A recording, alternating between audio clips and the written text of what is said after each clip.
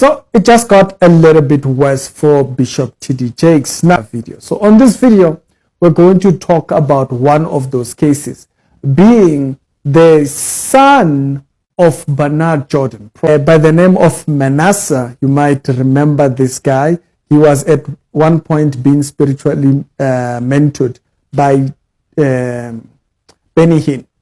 And so he actually is the one who is one of the victims that Larry Reid was actually talking about. So in this video, he's given the account of what he has actually, you understand? In this video, he experienced it at the hands of Bishop TD Jakes, and he told me it was Bishop TD Jakes. This is not the only situation or the only person that has a testimony or story like this. For Manasseh, it was grooming, and the grooming was excessive, manipulative, and he did confront Bishop Jakes about it and how he was handled. I was instrumental in getting Prophet Manasseh and his father, Bishop Bernard Jordan, back talking. They were estranged at the time.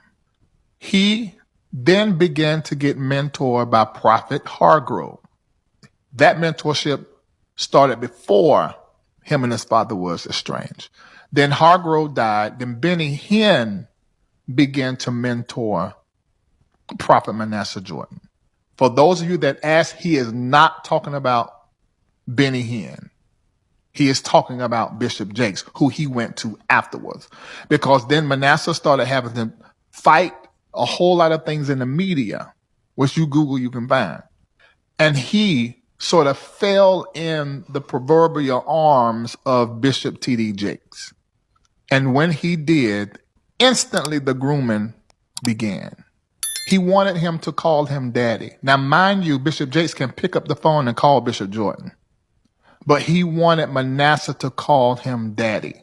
He began to question Manasseh about what was his struggles, what did he like, what was he into? Was he into men or was he into women? If he's into men, then what you like about this? If he into women, what he began to get into, he was attracted to Manasseh.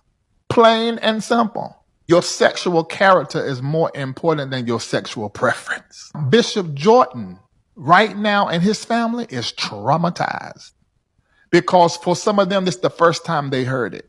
The whole family is traumatized. And so this is what Larry has actually just brought out. Now, he made the video about 2 days back, but yesterday I was kind of chilling, relaxing, just meditating. So you guys wanted my 2 cents on the whole TD Jakes situation, so here it is. Right now, I have no reason to believe that these allegations against TD Jakes are false. But I also don't have any reason to believe that they're true. I don't know. I don't have enough information yet. So it very well could be true, very well could be false. Who knows? And if he is gay, so what? I mean, he's a grown man. He can figure out what he wants to do, what he likes, what he doesn't like.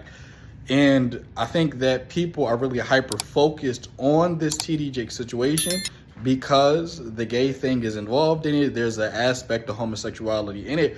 But when there were scandals around TD Jakes allegedly stealing money from Christian people, when there were scandals around how TD Jakes was partnered with Oprah and Oprah and TD Jakes were stealing money from the church, when there were scandals about how TD Jakes was a wolf, right, in sheep's clothing, many people didn't care. And people would happily go to the potter's house and go there and praise God and give TD Jakes all their money. And they were just smiling up and hugged up with TD Jakes. When TD Jakes had Tyler Perry in his church, when Tyler Perry was laying hands on TD Jakes, many people thought that was okay. That was cool. That was fine. But now people are hearing about these allegations about TD Jakes possibly being gay and whatever the case may be. And that is the nail that breaks the coffin. The nail that breaks the coffin isn't even the fact that there are victims coming out.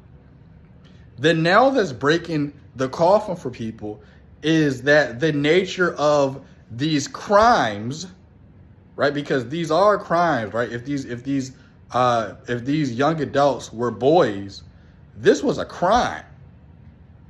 So that isn't even what's doing it for people. What's doing it for people is it's gay. And that's very, very interesting to me because it just lets me get into the psyche of American Christian fundamentalists.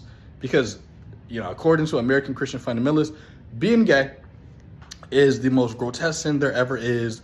Not murdering people, not chopping people up, not genocide, but the most grotesque sin ever is two consenting adults doing whatever with each other. I actually do not believe that homosexuality is a sin. If you guys know me, if you guys have read my books, if you guys have taken my courses, you know that my reason for holding to that position is based on the cultural context of the Bible and even the scientific literature we have today. I just want to say a big thank you to the scientists who actually do things like gender studies and things like sex education.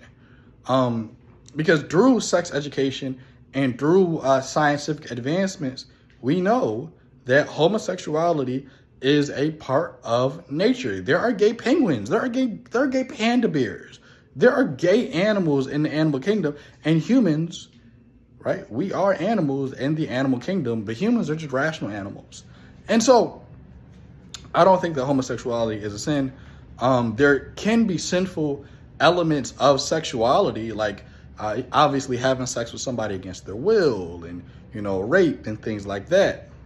But two people loving each other, two people consenting to have sexual interaction with each other, two consenting adults, that is not a sin.